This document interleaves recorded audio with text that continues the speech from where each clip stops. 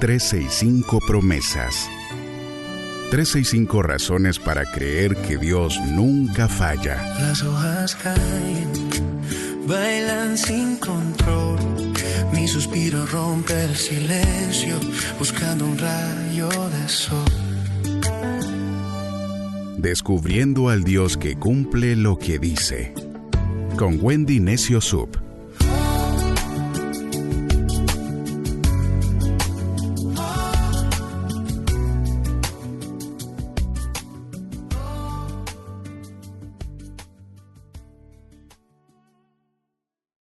De junio, promesa 162.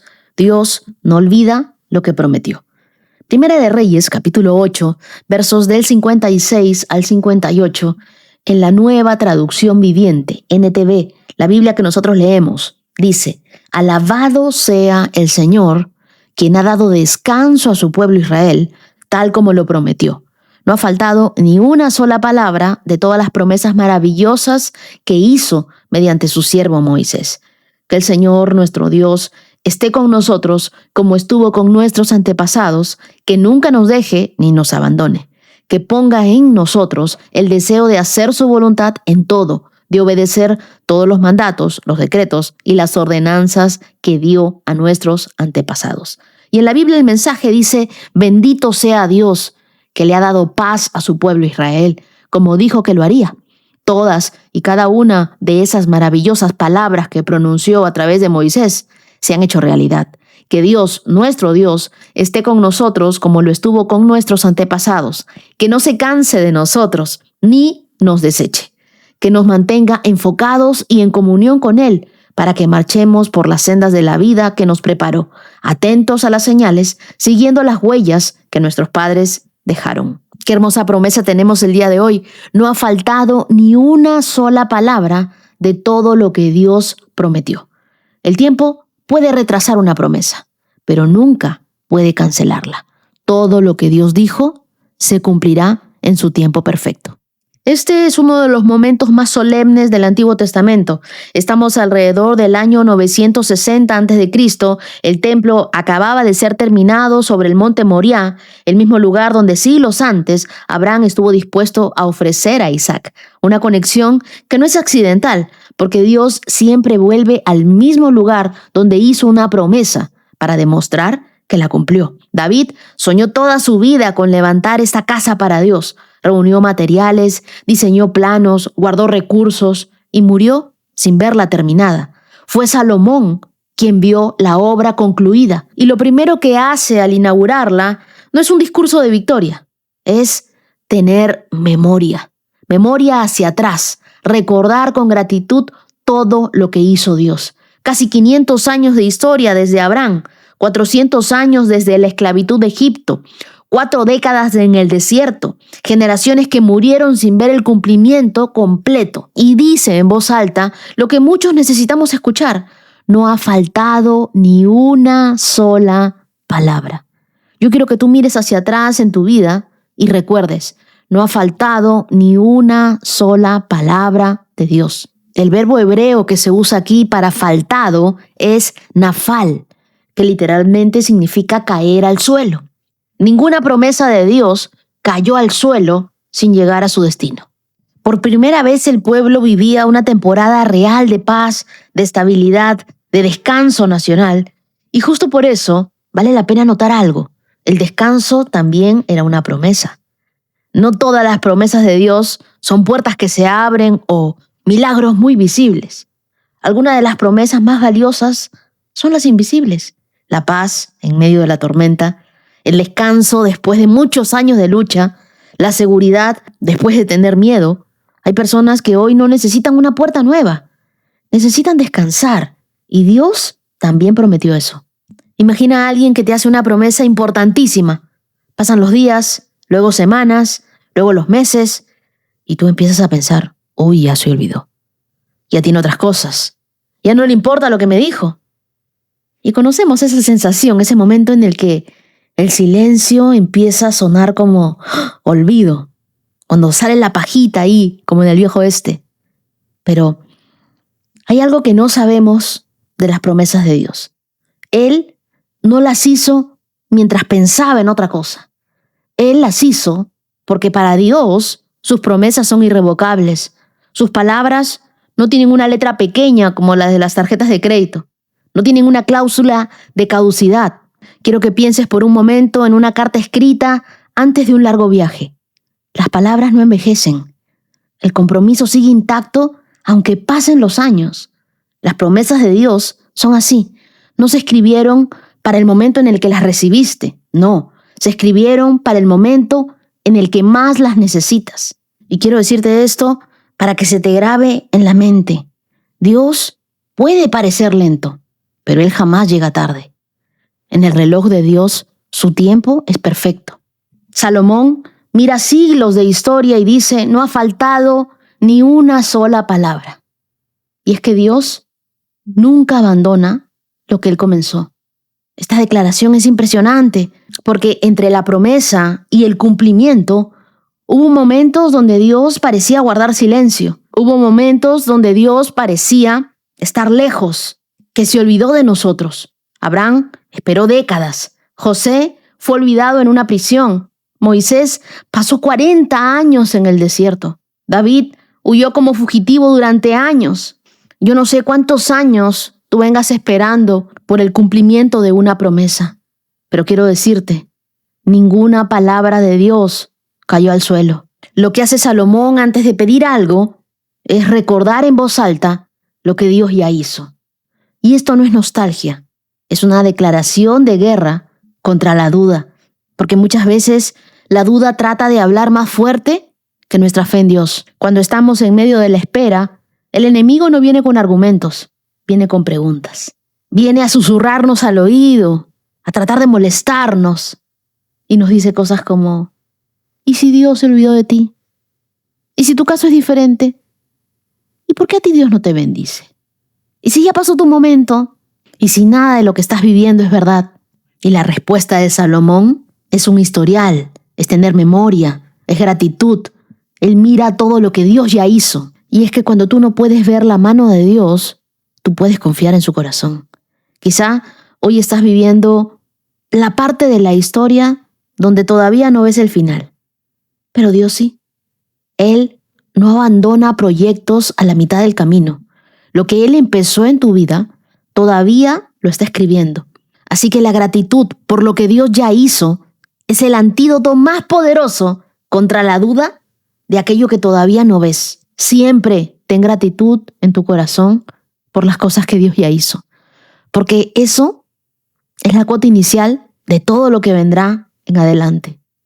A mí me conmueve mucho Salomón, que en el momento más glorioso de su reinado, con el templo terminado, con el pueblo unánime, no pide riquezas, no pide más poder, no pide más territorio, pide algo mejor. Que el Señor nuestro Dios esté con nosotros. ¿Sabes por qué? Porque la presencia de Dios vale más que la promesa. Después de ver 500 años de promesas cumplidas, Él comprendió una verdad que no se aprende rápido. La mayor bendición nunca fue la tierra prometida. Era la presencia de Dios que los acompañó hasta ella. La Biblia, el mensaje, lo dice como si nos leyera la mente. Que no se canse de nosotros ni nos deseche. Salomón, con el templo recién inaugurado, en su momento más brillante, él pide que Dios no lo suelte. No porque tenga miedo de perder el poder, sino porque él sabe que sin la presencia de Dios, todo lo demás es vacío. Y eso es exactamente lo que siente alguien que lleva meses orando por lo mismo, que lleva años esperando la misma promesa.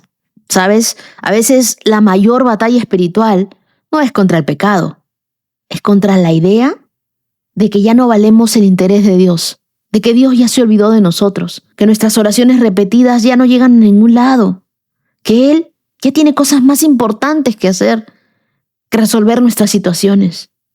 Pero la Biblia nos responde con 4 siglos de historia. Dios no se cansó de un pueblo imperfecto que falló una y otra vez. No se cansó de sus oraciones repetidas en el desierto. No se cansó de sus quejas. No los desechó cuando tuvieron miedo. Así que no estás agotando la paciencia de Dios. Tú estás ejerciendo la promesa de su presencia. Hay personas que creen que serán felices cuando llegue la respuesta.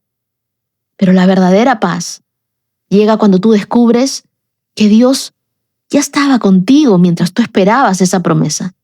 La promesa te bendice, sí, pero la presencia de Dios te sostiene. En el verso 58 dice una petición: que ponga en nosotros el deseo de hacer su voluntad. Salomón no está pidiendo fuerza de voluntad, tampoco está pidiendo disciplina, está pidiendo algo más profundo: que Dios cambie lo que quiere, que intervenga en su interior, no solo en sus circunstancias externas, porque Salomón entendió algo que muchos tardamos años en aprender. El problema del ser humano no es solamente saber qué hacer, es querer hacerlo. Y por eso no ora por obediencia, él ora por el deseo de obedecer. Cuando Dios transforma el corazón, ya no obedecemos por obligación, obedecemos porque genuinamente queremos obedecer. Yo creo que la misma acción que antes se sentía como una carga, empieza a sentirse como un privilegio. Y allí encontramos la verdadera madurez espiritual, esa que ocurre cuando tú deseas aquello que Dios desea. Y eso no se construye con un esfuerzo humano, eso se pide. Así que no le pidas a Dios que cambie tu situación actual, pídele que cambie lo que deseas. Ese es el milagro más profundo. Me partió el corazón leer un mensaje que me decía: Wendy, Dios ya se cansó de mí. Pero no lo decía con drama, lo decía en un tono de alguien que ya se había cansado de luchar. Me contó que llevaba 3 años orando por lo mismo, una situación familiar que no cambiaba, una promesa que sentía que Dios le había dado y que no terminaba de llegar. Y que en algún punto, sin darse cuenta exactamente cuándo, ella había empezado a faltar a sus propias oraciones. Porque decía: ¿para qué molestar a Dios si Dios tiene cosas más importantes que hacer que atender a mis oraciones? Y yo creo que esa es la misma voz que le habla a mucha gente. Quizás te está hablando a ti ahora mismo. Y por eso quiero decirte lo mismo que le dije a ella. Eso que sientes es una mentira. Porque la Biblia no dice que Dios se cansa. Dice exactamente lo contrario. Salomón mira 400 años de un pueblo imperfecto. Un pueblo que adoró ídolos. Un pueblo que murmuró. Un pueblo que pidió reyes cuando tenía un rey. Y dice: no ha faltado ni una sola palabra. Así que Dios no se cansó. Dios no guardó rencor. Dios no calculó cuántas veces había faltado para, según eso, ver si cumplía o no lo que te prometió. Así que vuelve a Dios. Aunque sea sin una fe grande. Aunque sea con una fe tan pequeña como la de un grano de mostaza. Aunque sea con la misma petición de siempre. Porque Dios no tiene una lista de oraciones favoritas. La tuya está en sus manos. Y si Dios no se cansó de 4 siglos de un pueblo imperfecto, no se va a cansar de ti. Dios no es como las personas, que te usan y te desechan. Él es bueno, Él es eterno, Él es amoroso, Él es fiel. Quizás tú llevas años esperando algo: un hijo, una restauración, una respuesta, un sueño, una sanidad, una casa. Y honestamente sientes que Dios ya se tardó demasiado. Salomón te recuerda el día de hoy: no ha faltado ni una sola palabra. Ni una. Las promesas de Dios no tienen una fecha de vencimiento. Hoy, antes de que termine el día, haz una sola cosa. Escribe una promesa que Dios te haya dado. Una que todavía no ves cumplida. Y debajo escribe: Dios aún no ha terminado mi historia. Y hazte estas preguntas. ¿Qué promesa de Dios he dejado de esperar porque el tiempo me cansó? ¿He dejado de orar por algo que yo pensé que estaba ocupando demasiado espacio en la agenda de Dios? Quiero recordarte algo. Dios no se olvida de lo que te prometió. Dios no se ha cansado de ti. Dios te ama profundamente. A Él no le aburre tu voz. Él no se cansa de tu cursilería. A Él le encanta escuchar tus salmos. Ora conmigo y dile: Padre amado, gracias porque tú eres un Dios que cumple lo que promete. Cuando yo miro mi vida, muchas veces veo retrasos, Veo silencios, veo procesos y cosas que no entiendo. Pero hoy decido recordar que no ha faltado ni una sola palabra de todo lo que tú me has dicho. Todo se cumplió. Quédate con nosotros como estuviste con tus hijos a través de las generaciones. No nos deseches, Dios. No permitas que nos apartemos de ti. Pon en nosotros el deseo de obedecerte, pero no por obligación, sino porque genuinamente te necesitamos. Gracias por cada promesa que todavía esperamos. Hoy queremos decirte, confiamos en ti. Gracias por cada oración que hemos repetido 1000 veces y seguimos aquí. Ayúdanos a descansar mientras tú sigues obrando, porque tú no te has ido a ningún lado. Tú siempre permaneces con nosotros. Oramos en el nombre de Jesús. Amén. Y las lecturas que nos acompañan en este día las encontramos en Primera de Reyes, capítulo 8, versos del 1 al 66, Hechos, capítulo 8, versos del 1 al 13, el Salmo 129, versos del 1 al 8, y Proverbios, capítulo 17, verso 1. Te animo a abrocharte los pasadores, a alistarte para esta carrera de fe por estos 162K. Pídele al Espíritu Santo que te hable, toma tu Biblia, tu lapicero, tu cuaderno. Comenzamos esta carrera en 3, 2, 1, adelante. Primera de Reyes, capítulo 8. Entonces Salomón mandó a llamar a los ancianos de Israel y a todos los jefes de las tribus, los líderes de las familias patriarcales de los israelitas, para que fueran a Jerusalén. Ellos debían trasladar el arca del pacto del Señor desde su sitio en la ciudad de David, también conocida como Sión, hasta el templo. Así que todos los hombres de Israel se reunieron ante el rey Salomón durante el Festival de las Enramadas, que se celebra anualmente a comienzos del otoño, en el mes de Etanim. Una vez que estaban presentes todos los ancianos de Israel, los sacerdotes levantaron el arca. Los sacerdotes y los levitas trasladaron el arca del Señor junto con la carpa especial y todos los objetos sagrados que había en ella. Delante del arca, el rey Salomón y toda la comunidad de Israel sacrificaron ovejas, cabras, ganado, en tal cantidad que fue imposible llevar la cuenta. Luego, los sacerdotes llevaron el arca del pacto del Señor al santuario interior del templo, el lugar santísimo, y la colocaron bajo las alas de los querubines. Los querubines extendían sus alas por encima del arca y formaban una especie de cubierta sobre el arca y las varas para transportarla. Estas varas eran tan largas que los extremos podían verse desde el lugar santo, que está delante del lugar santísimo, pero no desde afuera, y allí permanecen hasta el día de hoy. Lo único que había dentro del arca eran las 2 tablas de piedra que Moisés había colocado en ella en el monte Sinaí, donde el Señor hizo un pacto con los israelitas cuando partieron de la tierra de Egipto.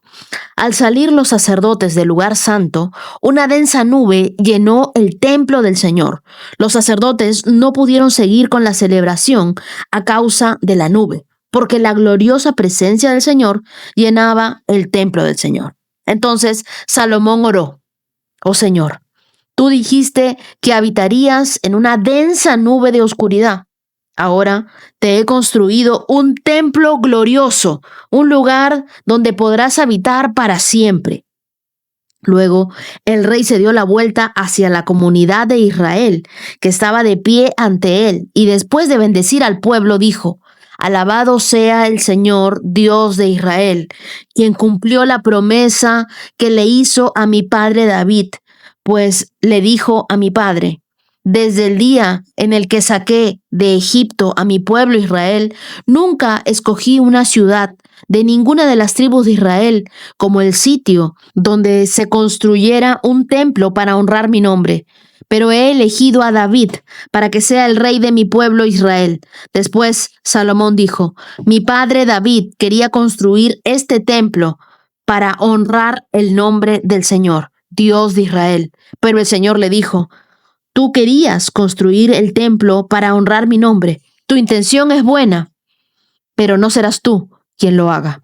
Será uno de tus hijos quien construirá el templo para honrarme». Ahora el Señor ha cumplido la promesa que hizo, porque he llegado a ser rey en lugar de mi padre y ocupo el trono de Israel, tal como el Señor lo prometió.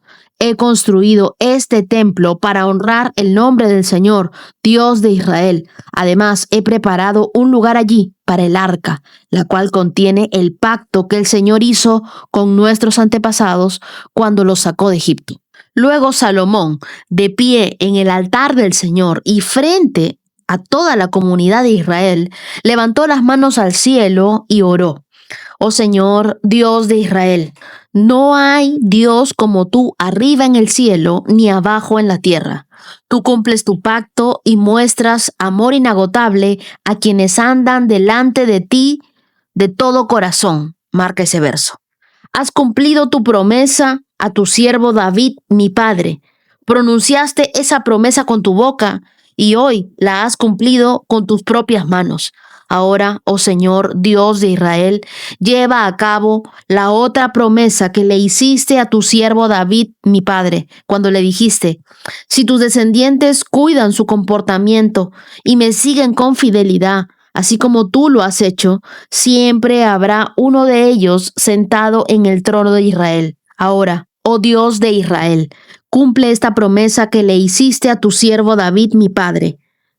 Pero ¿es realmente posible que Dios habite en la tierra? Ni siquiera los cielos más altos pueden contenerte, mucho menos este templo que he construido. Sin embargo, escucha mi oración y súplica, oh Señor mi Dios. Oye el clamor y la oración que tu siervo te eleva hoy. Que noche y día tus ojos estén sobre este templo, este lugar del cual tú has dicho, mi nombre estará allí. Y marca los versos siguientes que dicen, que siempre oigas las oraciones que elevo hacia este lugar, que atiendas las peticiones humildes y fervientes de mi parte y de tu pueblo Israel cuando oremos hacia este lugar. Sí, óyenos desde el cielo, donde tú vives, y cuando nos escuches, perdona. Si alguien agravia a otra persona y se le exige que haga juramento de inocencia ante tu altar en este templo, oye entonces desde el cielo y juzga entre tus siervos, entre el acusador y el acusado. Castiga al culpable según su merecido y absuelve al inocente debido a su inocencia. Si tu pueblo Israel cae derrotado ante tus enemigos por haber pecado contra ti, pero luego vuelve a ti y reconoce tu nombre y eleva oraciones a ti en este templo, oye entonces desde el cielo y perdona el pecado de tu pueblo Israel y hazlo volver a esta tierra que diste a sus antepasados. Si los cielos se cierran y no hay lluvia porque tu pueblo ha pecado contra ti, y si luego ellos oran hacia el templo y reconocen tu nombre y se apartan de sus pecados porque tú los has castigado, oye entonces desde el cielo y perdona los pecados de tus siervos, tu pueblo Israel. Enséñales a seguir el camino correcto y envía lluvia sobre tu tierra, la tierra que diste a tu pueblo como su preciada posesión. Si hay hambre en la tierra, o pestes, o plagas en los cultivos, o ataques de langostas u orugas, si los enemigos de tu pueblo invaden el territorio y sitian las ciudades, cualquiera sea el desastre o la enfermedad que ocurra, si luego tu pueblo Israel ora por sus dificultades con las manos levantadas hacia el templo, oye entonces desde el cielo donde vives y perdona. Haz con tu pueblo según merecen sus acciones, porque solo tú conoces el corazón de cada ser humano. Entonces ellos te temerán mientras vivan en la tierra que diste a nuestros antepasados. En el futuro, los extranjeros que no pertenezcan a tu pueblo Israel oirán de ti. Vendrán de tierras lejanas a causa de tu nombre, porque oirán de tu gran nombre, de tu mano fuerte y de tu brazo poderoso. Cuando ellos oren en dirección a este templo, oye entonces desde el cielo donde vives y concédeles lo que te pidan. De esa forma, todos los habitantes de la tierra llegarán a conocerte y a temerte, igual que tu pueblo Israel. También sabrán que este templo que he construido honra tu nombre. Si tu pueblo sale a donde tú lo envías a luchar contra sus enemigos, y si ora al Señor en dirección a esta ciudad que has escogido y hacia este templo que yo he construido para honrar tu nombre, Oye entonces desde el cielo sus oraciones y defiende su causa. Si ellos pecan contra ti, ¿y quién nunca ha pecado? Tal vez te enojes con ellos y permitas que sus enemigos los conquisten y los lleven cautivos a su tierra, ya sea cerca o lejos. Sin embargo, tal vez en esta tierra, donde estén desterrados, se vuelvan a ti arrepentidos y oren así: hemos pecado y hemos hecho lo malo y hemos actuado de manera perversa. Si ellos se vuelven a ti con todo el corazón y con toda el alma en tierra de sus enemigos y oran en dirección a la tierra que diste a sus antepasados, hacia esta ciudad que escogiste y hacia este templo que he construido para honrar tu nombre, oye entonces sus oraciones y su petición desde el cielo donde vives y defiende su causa. Perdona a tu pueblo que ha pecado contra ti. Perdona todas las ofensas que haya cometido en tu contra. Haz que sus captores le tengan compasión, porque es tu pueblo, tu posesión más preciada, la que sacaste de Egipto, ese horno para fundir hierro. Que tus ojos estén abiertos a mis peticiones y a las peticiones de tu pueblo Israel, que los oigas y les respondas cada vez que clamen a ti. Pues cuando sacaste a nuestros antepasados de Egipto, oh Señor, soberano, le dijiste a tu siervo Moisés que habías apartado a Israel de todas las demás naciones de la tierra para que fuera tu posesión más preciada. Cuando Salomón terminó de elevar sus oraciones y peticiones al Señor, se puso de pie frente al altar del Señor, donde estaba arrodillado con las manos levantadas al cielo. De pie, bendijo en voz alta a toda la congregación de Israel, diciendo: Alabado sea el Señor, quien ha dado descanso a su pueblo Israel, tal como lo prometió. No ha faltado ni una sola palabra de todas las promesas maravillosas que hizo mediante su siervo Moisés. Que el Señor nuestro Dios esté con nosotros como estuvo con nuestros antepasados, que nunca nos deje ni nos abandone. Que ponga en nosotros el deseo de hacer su voluntad en todo y de obedecer todos los mandatos, los decretos y las ordenanzas que dio a nuestros antepasados. Y que esta oración que hice en la presencia del Señor esté delante de Él continuamente de día y de noche, para que el Señor nuestro Dios haga justicia conmigo y con su pueblo Israel, según sus necesidades de cada día. Entonces, gente de todo el mundo sabrá que el Señor es el único Dios y que no hay otro. Que ustedes sean totalmente fieles al Señor nuestro Dios, que siempre obedezcan sus decretos y mandatos tal como lo están haciendo. Luego, el rey y todo Israel con él ofrecieron sacrificios al Señor. Salomón presentó al Señor una ofrenda de paz de 22,000 cabezas de ganado y 120,000 ovejas y cabras. Así es, el rey y todo el pueblo de Israel dedicaron el templo al Señor. Ese mismo día, el rey consagró parte central del atrio que está delante del templo del Señor. Allí presentó las ofrendas quemadas, las ofrendas de grano y la grasa de las ofrendas de paz, porque el altar de bronce que está en la presencia del Señor era demasiado pequeño para tantas ofrendas quemadas, ofrendas de grano y la grasa de las ofrendas de paz. Entonces Salomón y todo Israel celebraron el festival de las enramadas en presencia del Señor nuestro Dios. Se había reunido una gran multitud desde lugares tan lejanos como Lebo Hamat en el norte y el arroyo de Egipto en el sur. La celebración continuó 14 días en total, 7 días en la dedicación del altar y 7 días para el festival de las enramadas. Una vez terminado el festival, Salomón despidió al pueblo.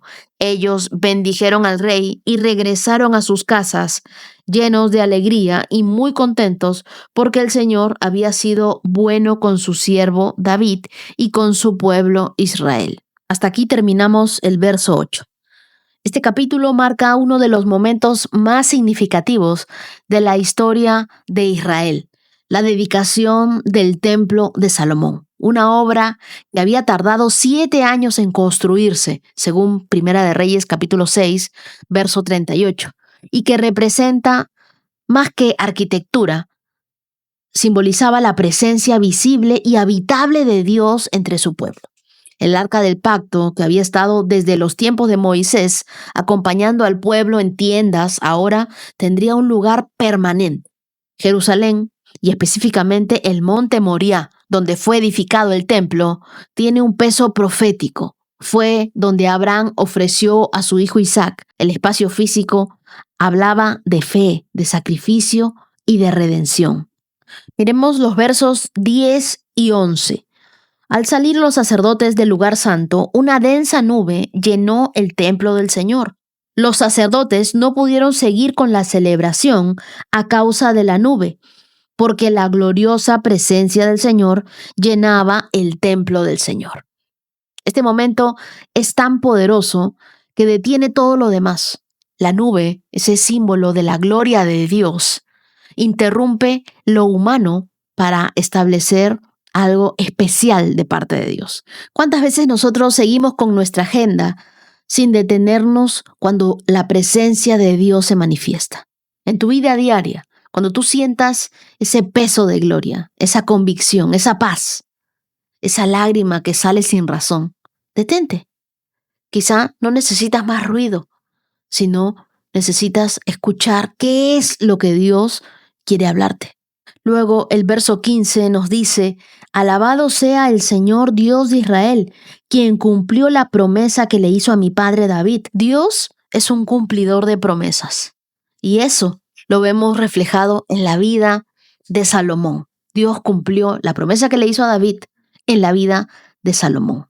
Así que hoy quiero hablarle a esos padres que están orando por sus hijos, que tienen una promesa que Dios les ha dado.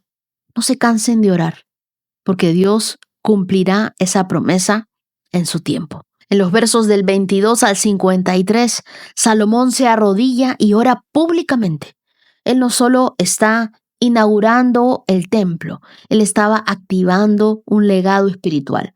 Su oración menciona 7 peticiones centrales y muchas de ellas intercesoras, porque tenía perdón, restauración, justicia, reconciliación. Él ora como un hijo, pero también como un intercesor. Salomón se acerca al Dios que habita el cielo, pero cree que escuchará desde ese templo. Entonces tú ora con una perspectiva generacional. Tu clamor no solo es para hoy, es para que tus hijos, tu ciudad, tu nación, todos sean bendecidos. Haz una lista esta semana de cosas por las que estás orando, pero no solo para ti, sino para lo que aún no ves. Esta fue una oración que cambió el rumbo de muchas generaciones. Versos del 65 al 66 nos dice que la fiesta duró 14 días. El pueblo celebró 7 días la dedicación al altar y 7 días la fiesta de las enramadas. Entonces, en total fueron 14 días de adoración, de comida, de comunidad, de gratitud. Y es que cuando Dios se manifiesta, no hay espacio para la queja, solo para la celebración, para la alabanza, para la adoración. El gozo no es una emoción, es un arma. La alegría de Israel era más que euforia, era la señal de que Dios estaba con ellos. Es como cuando alguien de tu familia, un ser querido, lo ves despertar después de una operación delicada. Las lágrimas son reales, pero ahora son de esperanza. Así es la presencia de Dios. Te recuerda que estás vivo para algo más grande que tú. Hay gente el día de hoy que ha perdido la capacidad de celebrar. Nada los motiva, nada los alegra. Tú sé diferente. Haz un altar de gratitud cada día. Toma una hoja y escribe cosas que Dios ha hecho en ti este año. Y luego toma un momento para agradecer en voz alta. Eso libera alegría. El verso 30 nos dice: que siempre oigas las oraciones que elevo hacia este lugar, que atiendas las peticiones humildes y fervientes de mi parte y de tu pueblo Israel cuando oremos hacia este lugar. Sí, óyenos desde el cielo donde tú vives y cuando nos escuches, perdona. Yo marqué este verso en mi Biblia porque me hace ver que Dios, sí, escucha nuestras oraciones y está atento a cada una de las oraciones que nosotros hacemos. Pero Dios no está limitado a un lugar físico. Por eso Salomón escribe: óyenos desde el cielo donde tú vives. Hay quienes dicen, voy a ir a la iglesia el domingo a visitar a Dios.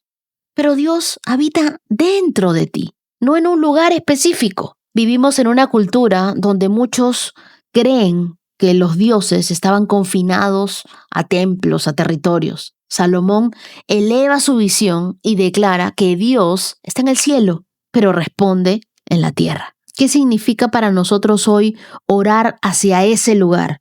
Significa dirigir nuestras oraciones con fe hacia la presencia de Dios, no hacia un lugar físico, sino hacia Dios mismo, hacia el mismo Jesús, hacia el mismo Espíritu Santo, que es ahora nuestro templo viviente. Es lo que nos dice la Biblia en Juan, capítulo 2, verso 21. Voy a leer. Pero cuando Jesús dijo, este templo se refería a su propio cuerpo.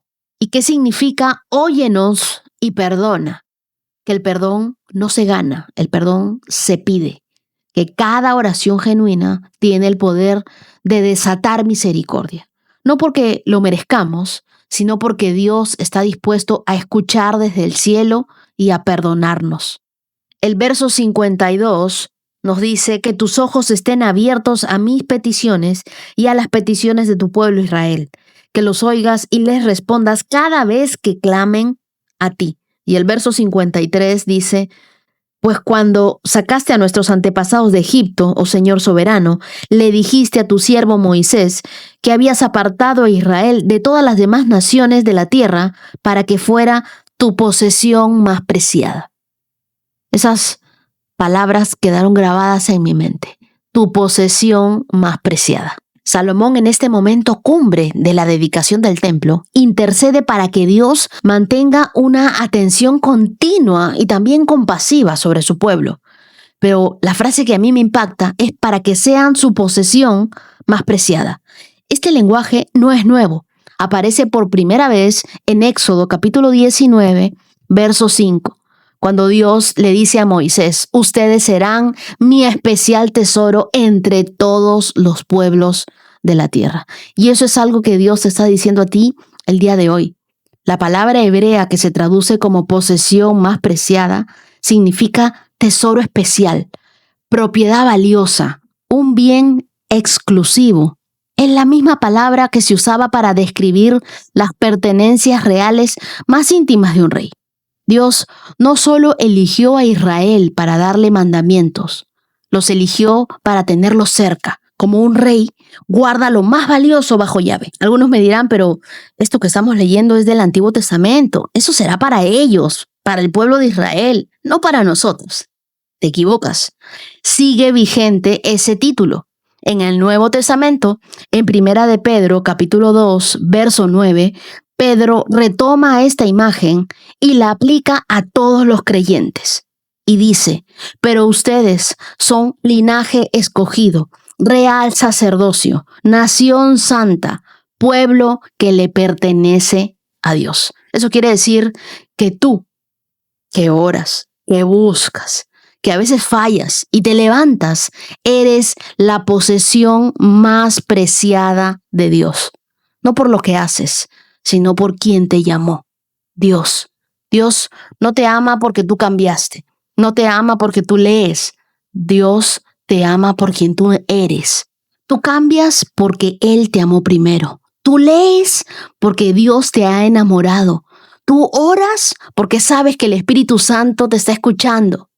Piensa en esa caja fuerte donde guardas tus objetos más valiosos, las cartas de alguien a quien amas, fotos antiguas, tal vez un anillo familiar, y lo cuidas como oro, no por su valor en el mercado, sino por lo que significa para ti. Así te ve Dios, no por tu utilidad, no por lo que puedas hacer, sino por lo que eres para Él. Tú eres la alegría de Dios, tú eres parte de su herencia, tú eres su especial tesoro. Dios no colecciona sirvientes, Dios tiene amigos. Así que te animo a vivir como lo que vales. No mendigues amor donde ya fuiste aceptado. Tu identidad está en quien te posee, no en quien te rechaza. Ora como alguien valioso. Nosotros no oramos para convencer a Dios. Nosotros oramos porque sabemos que Dios escucha nuestras oraciones y que para Dios nosotros somos importantes. Protege tu identidad. El enemigo intentará convencerte de que tú no vales nada, de que Dios a ti no te escucha, de que esta palabra no es para ti. Recuérdale que tú eres la posesión más preciada de Dios. Ahora leamos Hechos capítulo 8, versos del 1 al 13. Saulo fue uno de los testigos y estuvo totalmente de acuerdo con el asesinato de Esteban. Ese día comenzó una gran ola de persecución que se extendió por toda la iglesia de Jerusalén, y todos los creyentes, excepto los apóstoles, fueron dispersados por las regiones de Judea y Samaria. Con profundo dolor, unos hombres consagrados enterraron a Esteban. Y Saulo iba por todas partes con la intención de acabar con la iglesia. Iba de casa en casa y sacaba a rastras tanto a hombres como a mujeres y los metía en la cárcel. Así que los creyentes que se esparcieron predicaban la buena noticia acerca de Jesús a donde quiera que iban. Felipe, por ejemplo, se dirigió a la ciudad de Samaria y allí le contó a la gente acerca del Mesías. Las multitudes escuchaban atentamente a Felipe porque estaban deseosas de oír el mensaje y de ver las señales milagrosas que él hacía. Muchos espíritus malignos fueron expulsados, los cuales gritaban cuando salían de sus víctimas, y muchos habían sido paralíticos o cojos, fueron sanados. Así que hubo mucha alegría en esa ciudad. Un hombre llamado Simón, quien por muchos años había sido hechicero allí, asombraba a la gente de Samaria y decía ser alguien importante. Todos, desde el más pequeño hasta el más grande, a menudo se referían a él como el grande, el poder de Dios, y lo escuchaban con atención, porque por mucho tiempo él los había maravillado con su magia. Pero ahora la gente creyó el mensaje de Felipe sobre la buena noticia acerca del reino de Dios y del nombre de Jesucristo. Como resultado, se bautizaron muchos hombres y mujeres. Luego, el mismo Simón creyó y fue bautizado. Comenzó a seguir a Felipe a todos lugares a donde él iba y estaba asombrado por las señales y los grandes milagros que Felipe hacía. El capítulo 8 inicia con un giro drástico. Esteban acaba de ser apedreado y Saulo, quien más tarde se convertiría en el apóstol Pablo, aparece como uno de los líderes que aprueban su ejecución. A partir de ese momento, se desata una gran persecución en Jerusalén contra los seguidores de Jesús, obligándolos a esparcirse por Judea y Samaria. Lo que parecía ser una derrota, Dios lo convierte en una expansión estratégica del Evangelio. Es aquí donde se cumple, sin que los discípulos se imaginen, la promesa de Hechos capítulo 1, verso 8. Y serán mis testigos en Jerusalén, en toda Judea, en Samaria y hasta en los confines de la tierra. Y es que Dios a veces permite que se rompa la comodidad para poder cumplir su misión. El verso 1 nos dice: ese día comenzó una gran ola de persecución que se extendió por toda la iglesia de Jerusalén, y todos los creyentes, excepto los apóstoles, fueron dispersados por las regiones de Judea y Samaria. Dios no causó la persecución, pero la usó como catalizador. Lo que el enemigo pensó que era, ya esta es la destrucción de la iglesia, se convirtió en una estrategia de multiplicación. Cada creyente que huyó llevó consigo la semilla del evangelio, lo que había escuchado. No escaparon por escapar, no. Escaparon enviados sin saberlo. Así que cuando algo parece romperse, tal vez solo te está plantando en otro terreno. Tal vez Dios tiene otro plan mejor del que tú te imaginabas. Y si tú el día de hoy estás atravesando un momento en el que parece que todo se dispersa, la familia, los planes, la estabilidad, pregúntale a Dios, ¿qué propósito estás empujando a nacer en medio de este caos? ¿Por qué me está sucediendo esto, Dios? Por ejemplo, muchas iglesias durante la pandemia pensaron que se iban a cerrar, que se estaban apagando, hasta que descubrieron las transmisiones en línea y vieron que llegaban a naciones donde nunca habían pisado. Así que lo que parecía encierro se convirtió en un puente para llevar la palabra a distintas naciones. Y fue también a través de una pandemia que nació este podcast. Luego vemos que Felipe viaja a Samaria, una ciudad marginada por los judíos, y él predicaba con poder. No fue Pedro, no fue Juan, fue Felipe, un diácono, alguien considerado parte del servicio. No fue uno de los apóstoles. Este momento rompe paradigmas religiosos y también culturales, porque Samaria no era solo una región geográfica, era un símbolo de desprecio histórico. ¿Se acuerdan de la mujer samaritana? Sin embargo, Dios usa esto y Dios envía allí su palabra primero. ¿Por qué? Porque donde el hombre pone fronteras, Dios siempre planta oportunidades. Así que predica con tu vida en donde sientas que no perteneces. Tal vez ese trabajo, esa ciudad, esa familia donde eres el diferente, es justo el lugar donde Dios quiere mostrar su poder. Los versos del 9 al 13 nos hablan de Simón, el hechicero, que tenía fama, tenía influencia y también manejaba un poder manipulador increíble. Controlaba a la gente con el asombro. Pero su poder era vacío, era un poder egocéntrico. Cuando él ve los milagros de Felipe, reconoce que hay algo diferente en él y se rinde. Aquí aprendemos algo crucial. La diferencia entre la magia y el milagro es el propósito. La magia busca impresionar a la gente. El milagro busca liberar a la gente. Simón quiso ser grande, pero el evangelio lo expuso como alguien pequeño frente a la verdad. Nosotros vivimos en una cultura obsesionada con lo impresionante, filtros, discursos, plataformas, pero nada puede suplantar el peso de una vida ungida y una vida de fe. Así que no intentes ser perfecto, busca ser auténtico. La gente no necesita tu versión idealizada, necesita ver lo que Dios puede hacer con alguien real. Salmo 129. Desde mi temprana juventud, mis enemigos me han perseguido. Que todo Israel repita.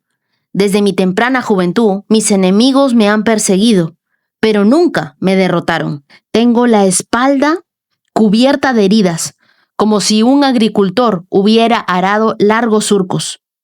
Como el Señor es bueno, cortó las cuerdas con que me ataban los impíos. Que todos los que odian a Jerusalén retrocedan en vergonzosa derrota, que sean tan inútiles como la hierba que crece en un techo, que se pone amarilla a la mitad de su desarrollo, que es ignorada por el cosechador y despreciada por el que hace los manojos, y los que pasan por allí se nieguen a darles esta bendición. El Señor los bendiga, los bendecimos en el nombre del Señor. Israel ha sido perseguido desde Egipto, pasando por Babilonia hasta los imperios que rodeaban su territorio. Pero este salmo no es una queja, es un testimonio de resistencia espiritual y de fidelidad divina. El verso 1 y el verso 2 se repiten. Desde mi temprana juventud, mis enemigos me han perseguido. Aquí la imagen es de una nación herida, pero que aún estaba de pie. Este verso nos habla no solo de Israel, sino de todos los que han sido perseguidos, de todos los que han sido incomprendidos o golpeados por la vida. Ser atacado no significa estar derrotado. Si el enemigo no pudo destruirte, es porque Dios aún quiere usar tu vida. Te animo a hacer una lista de los momentos donde creíste que no ibas a resistir. Y al lado, escribe, pero aquí estoy, todavía de pie. Esa será tu alabanza. Mira los versos 3 y 4. Tengo la espalda cubierta de heridas, como si un agricultor hubiera arado largos surcos. Pero el Señor es bueno, cortó las cuerdas con las que me ataban los impíos. Este lenguaje es poético, pero también es impactante. La espalda del pueblo, como campo de cultivo, arada por el enemigo, es un símbolo de dolor profundo. Pero el verso 4 da un giro glorioso y dice, pero el Señor es bueno y cortó las cuerdas. Así que las cuerdas representaban control, manipulación, esclavitud emocional y tal vez espiritual. Pero cuando Dios corta las cuerdas, también se rompe el ciclo. Me gustaría que identifiques hoy qué cuerda aún te sujeta.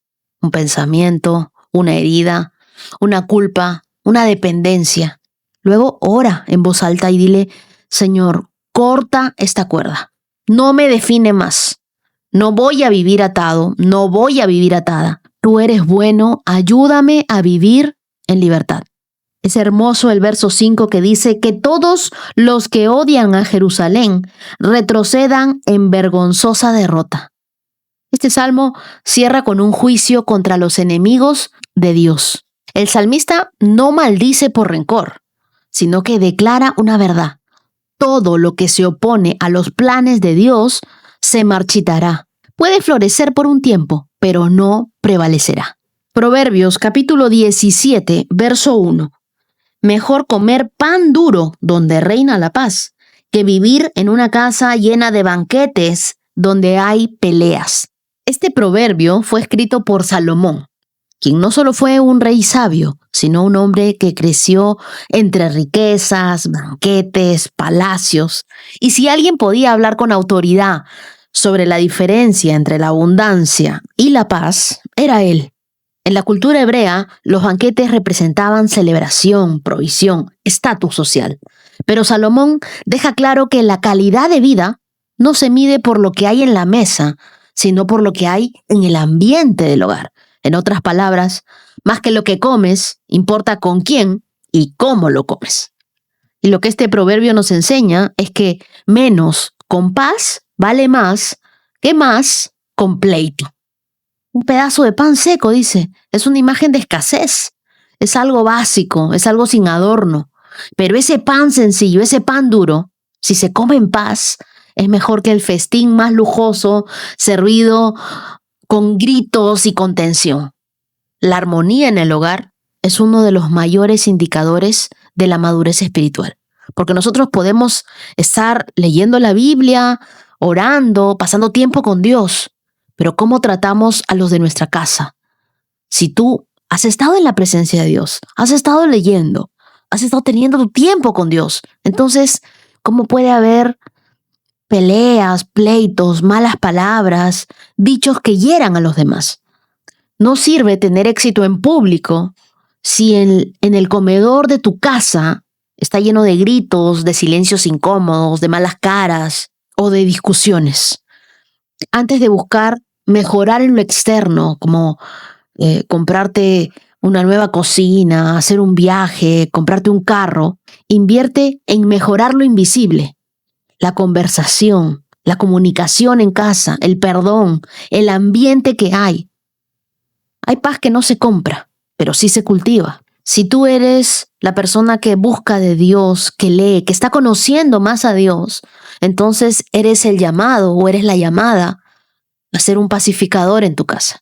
Imagina una cena de lujo, una mesa larga, luces tenues, una vajilla fina, pero nadie habla. Todos están tensos, todos están molestos, hay resentimiento. La comida se sirve, pero no se disfruta. Ahora, imagina otra mesa. Pan, un poco de queso, risas, gratitud, miradas cómplices. La diferencia no es el menú, es el espíritu que habita en el lugar.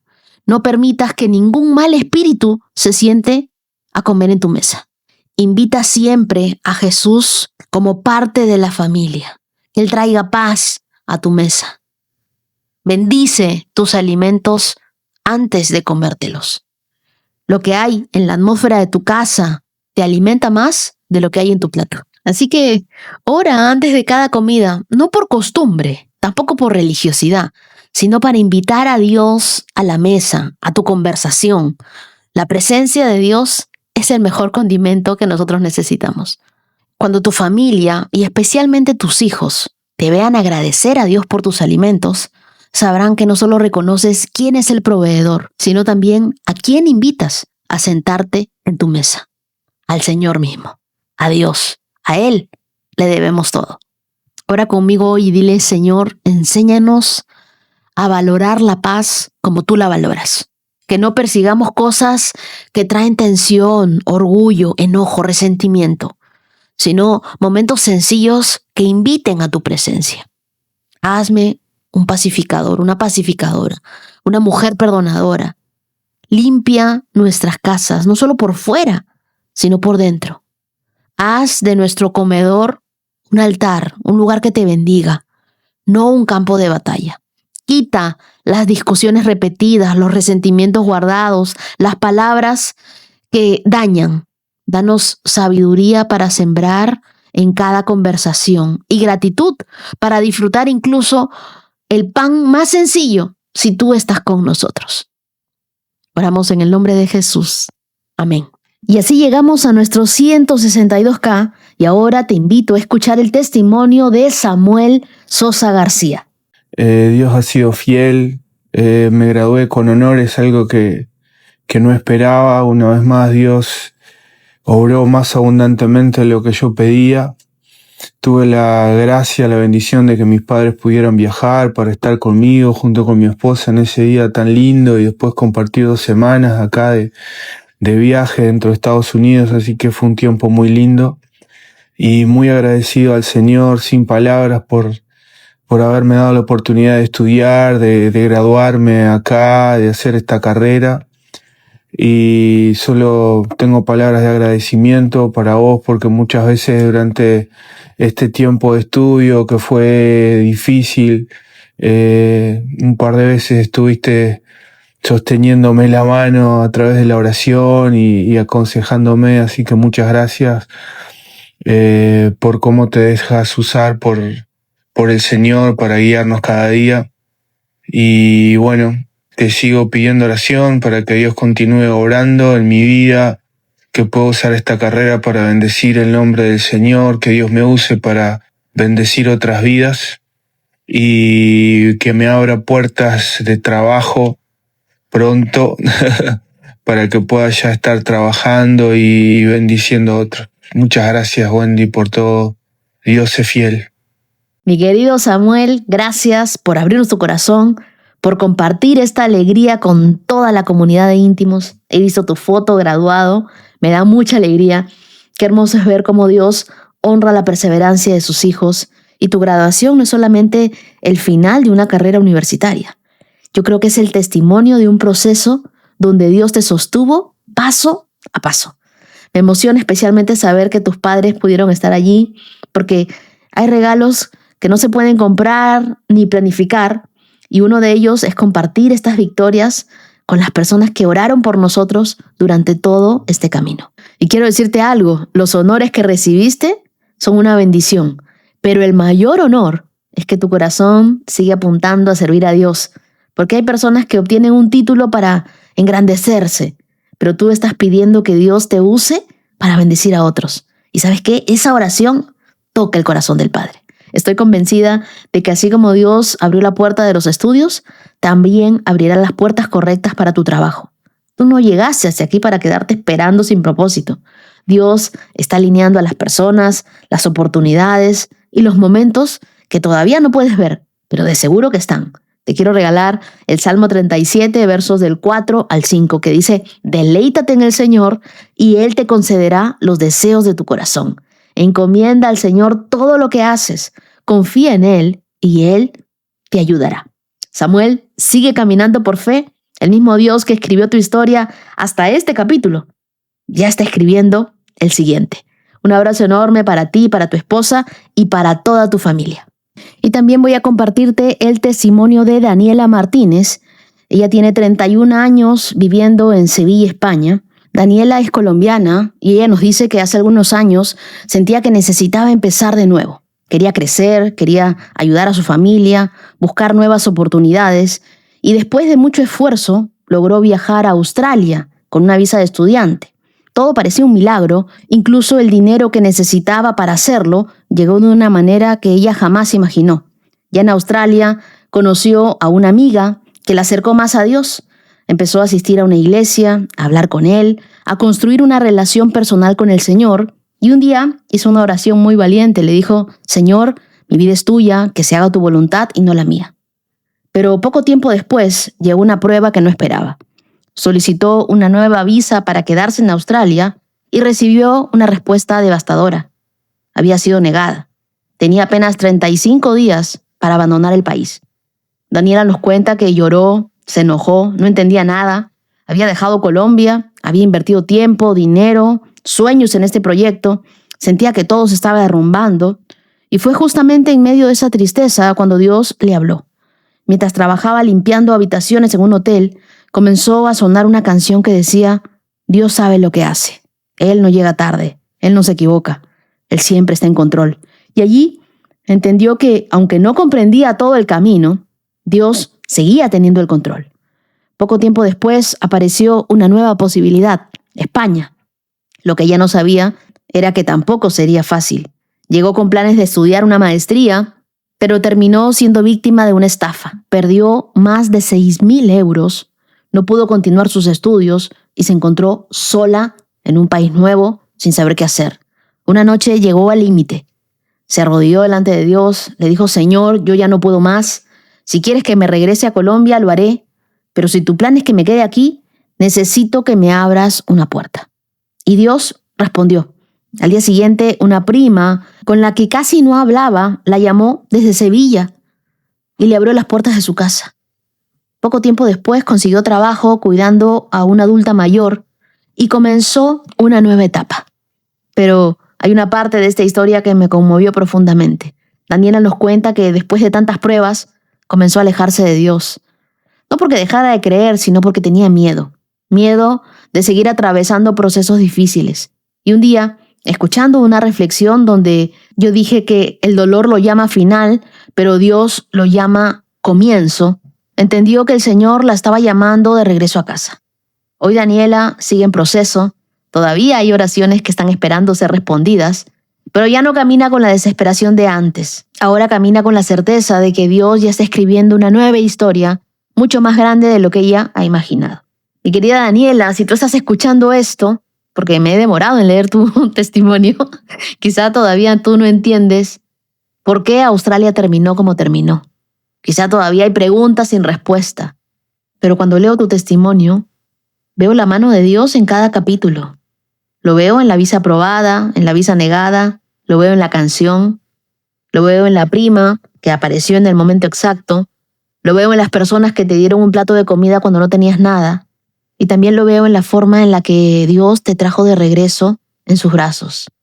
Porque, querida Daniela, a veces el milagro no es que Dios cambia las circunstancias. A veces el milagro es que Dios transforma nuestros corazones mientras las circunstancias nos van enseñando algo. Quiero regalarte Proverbios capítulo 3, versos del 5 al 6, que dice: confía en el Señor con todo tu corazón. No dependas de tu propio entendimiento. Busca su voluntad en todo lo que hagas y Él te mostrará cuál camino tomar. Daniela, gracias por compartir tu historia. Yo creo que todavía faltan muchos capítulos por escribir en el que verás de seguro la mano de Dios. Y ahora quiero darle las gracias a todos los corazones generosos íntimos de esta hermosa comunidad. Dios te bendiga, Carolín Pagán. Bendiciones a Laura Flores. Dios te bendiga, Wanda Rodríguez. Y muchas gracias desde el canal de YouTube a Karen Ballén Perilla. Y queridos, a ustedes quiero regalarles el Salmo 91 en la versión de la Biblia, el mensaje que dice: tú te sientas en la presencia del Altísimo. Pasas la noche a la sombra del Shaddai. Repite esto: Dios, tú eres mi refugio. Confío en ti. Estoy a salvo. Así es. Él te rescata de las trampas ocultas, te resguarda de los peligros mortales. Sus grandes brazos extendidos te protegen. Bajo ellos estás completamente a salvo. Sus brazos evitan todo daño. No temas a nada, ni a los lobos salvajes en la noche, ni a las flechas voladoras durante el día, ni a la enfermedad que merodea en las tinieblas, ni al desastre que ocurre al mediodía. Que la mano del Señor, su protección y su guía estén siempre en tu vida. Y quiero que sepas que tú estarás en mis oraciones. Muchas gracias, querida comunidad, por acompañarme hasta aquí. Nos vemos el día de mañana con más de la palabra de Dios, más de su presencia y sobre todo, más de su sabiduría. Que el Espíritu Santo los acompañe y que tengan un día lleno de maravillas. Bendiciones. Has escuchado 365 Promesas. Síguenos en Facebook e Instagram, @Wendy Necio Sub. Hasta la próxima. Bailan sin control, mi suspiro rompe el silencio, buscando un rayo de sol. Promesa, promesa, promesa que salva. Oh, promesa, promesa, promesa que guía. Promesa, promesa plena en ti.